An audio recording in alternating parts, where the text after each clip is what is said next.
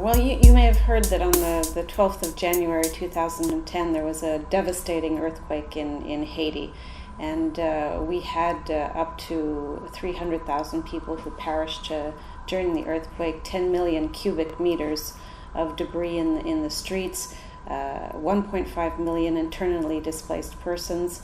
You can imagine how devastating it was for people to lose their housing, to lose their jobs, etc.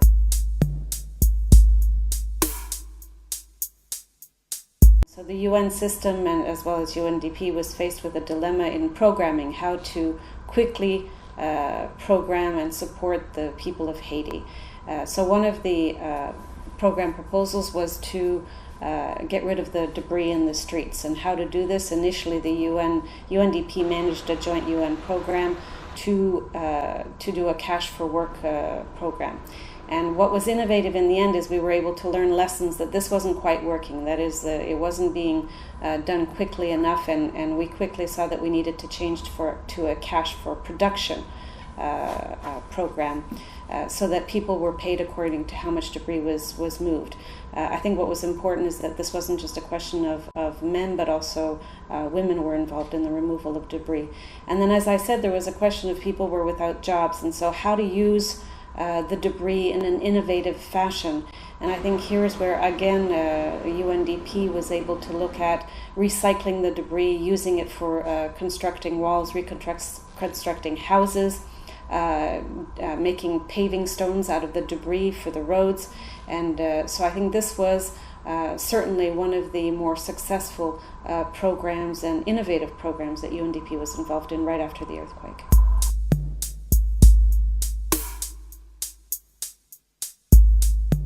So many people had either lost their houses or their houses were damaged, and yet there wasn't necessarily the ability to go out and help everybody. So UNDP established a project where they trained up a number of technicians that could in turn train local community members to repair their own houses.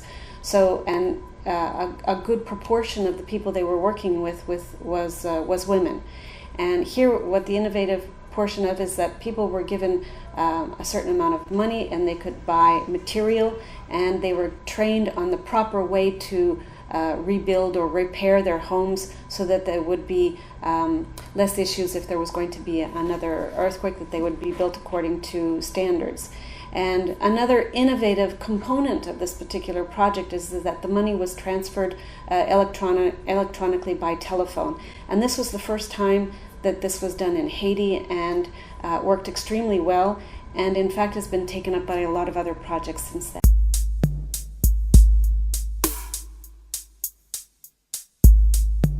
It was pretty amazing. There were so many NGOs that come in, NGOs who really didn't know what they were necessarily doing. The humanitarian situation was disastrous. And it could have been easy to just decide what the people needed and to just bring it and put it there. But UNDP, in this case, right after the earthquake, had a principle, and the principle was that it needed to be participatory. So each project was, what was important about it was to have teams that would go into the communities, talk to the community members. In some cases, of course, these were in the camps before they were coming back to their own neighborhoods.